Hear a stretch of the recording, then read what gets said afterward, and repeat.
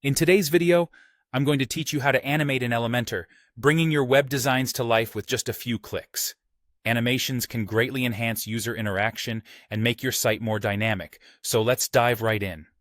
First, to get started with adding entrance animations in Elementor, you'll want to focus on any widget, column, or section within your design. Once you've chosen the element you would like to animate, you'll head over to the Advanced tab. From there, look for the Motion Effects option. Now, under the Entrance Animation drop-down menu, you have a variety of exciting animations to choose from. There are 37 options in total.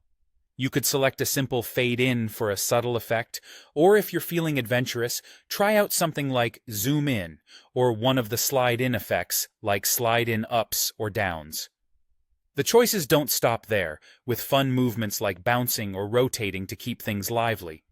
After selecting an animation that suits your design's needs, it's important to tailor the duration and delay to ensure your animation runs smoothly and at the right moment. You can adjust these settings right next to the animation options. Duration will define how long the animation takes to complete, while delay determines how long the animation will wait before it begins after the page, column, or section loads.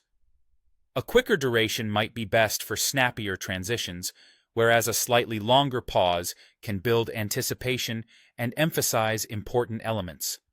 Furthermore, one of the powerful features of Elementor is its adaptability across various devices. With web traffic coming from desktops, tablets, and mobile devices, it's essential to ensure your animations are accessible to viewers regardless of the device they're using. You can apply different animations for each device type within the same motion effects settings. This means you can have a different animation style on mobile than you do on desktop, adapting to the user environment and ensuring a seamless experience all around. Let's recap quickly for clarity. Choose any element, access advanced settings, navigate to motion effects, pick your desired animation, and then fine-tune the duration and delay. Don't forget to review and adjust these effects for each device type.